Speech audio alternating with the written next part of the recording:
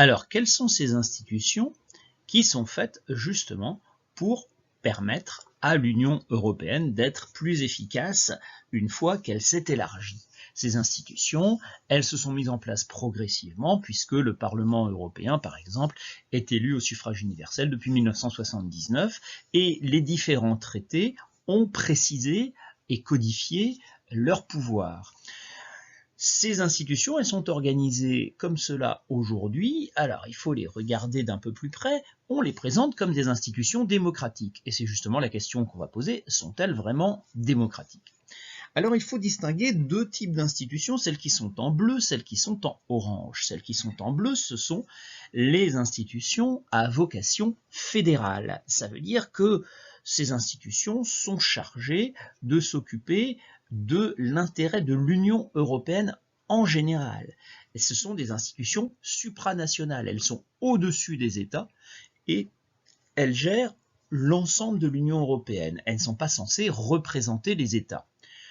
On va surtout s'intéresser à la Commission et au Parlement, mais on va remarquer une première chose, c'est que pour ces institutions fédérales, on respecte un principe démocratique fondamental qui est la séparation des pouvoirs.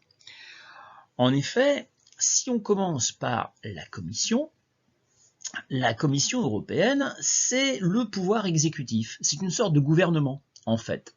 Une sorte de gouvernement avec un chef du gouvernement. Ce chef du gouvernement, c'est le président de la Commission européenne. En l'occurrence, c'est une présidente, et il s'agit d'Ursula von der Leyen, qui est allemande. Et ce gouvernement est composé de 27 commissaires, un par État. Le commissaire français s'appelle Thierry Breton. Il est commissaire au marché intérieur. En fait, comme dans tout gouvernement, chaque ministre est spécialisé. Alors ici, on ne les appelle pas ministres, mais on les appelle commissaires parce qu'ils font partie de la commission. Et ils ont chacun une spécialité. Donc Thierry Breton, sa spécialité, c'est le marché intérieur. La commission assure le pouvoir exécutif, elle prend les décisions au quotidien dont on a besoin pour organiser le fonctionnement de l'Union européenne. Mais ce n'est que le pouvoir exécutif. Il y a aussi un pouvoir législatif, ça c'est le Parlement européen, et le Parlement européen est composé de députés qui sont élus dans chaque État, et la France en élit 79 par exemple, c'est à peu près proportionnel à la population de l'État, et ces 705 députés se travaillent pendant 5 ans à Strasbourg et à Bruxelles. Selon les jours, il y a des réunions à Strasbourg et des réunions à Bruxelles, et donc leur rôle c'est bien sûr de représenter les citoyens. Alors, que font-ils pour gérer le pouvoir législatif? Ils discutent, ils amendent et ils votent les lois et le budget. Voilà, comme toute assemblée, en fait. Alors, on ne les voit plus, c'est derrière les photos de Thierry Breton et d'Ursula von der Leyen, mais il y a aussi un pouvoir judiciaire, c'est la Cour de justice de Luxembourg. Donc, les trois pouvoirs sont séparés dans ces institutions à vocation fédérale. Mais il y a, cette séparation n'est pas parfaite et n'est pas complète, puisque on voit que le Parlement européen ne peut pas proposer les lois. Il les vote. C'est pas tout à fait la même chose. C'est-à-dire que si le Parlement européen veut faire une loi sur quelque chose, eh bien, il ne peut pas décider lui-même. Il faut que ce soit la Commission européenne qui lui propose une loi. Donc le Parlement européen, il peut refuser une loi, mais il ne peut pas prendre l'initiative de faire une loi. On dit qu'il n'a pas l'initiative des lois.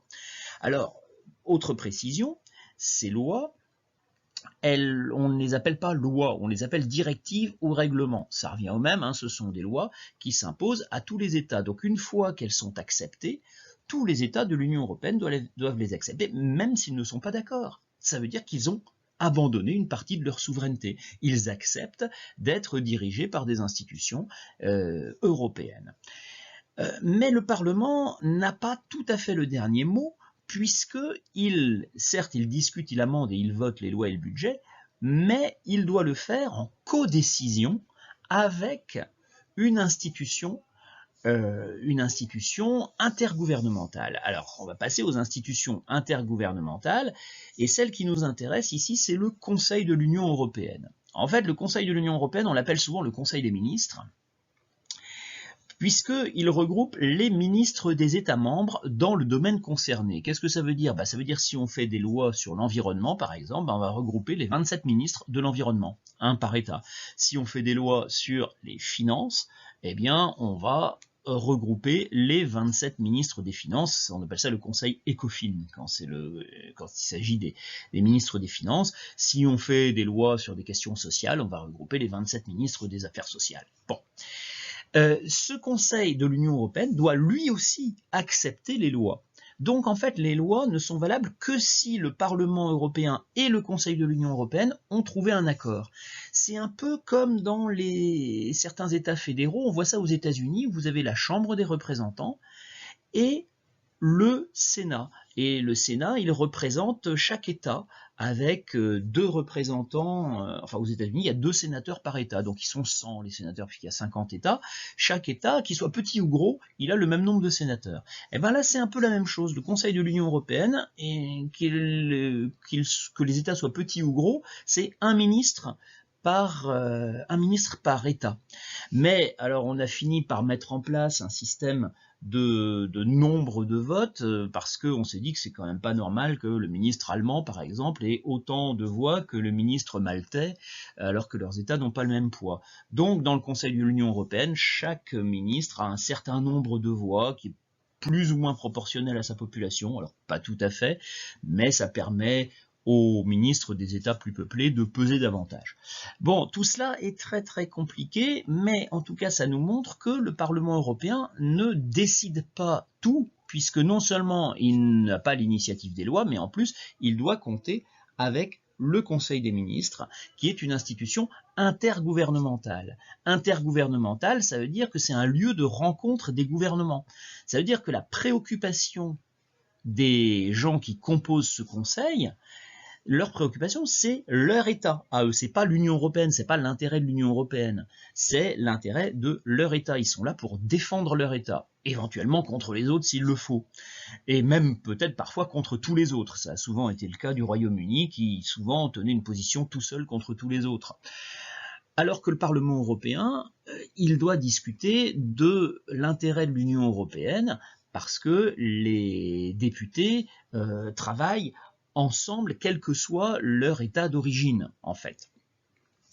Voilà donc des états, des institutions assez compliquées sur lesquelles je pense qu'il serait bon de se poser quelques questions.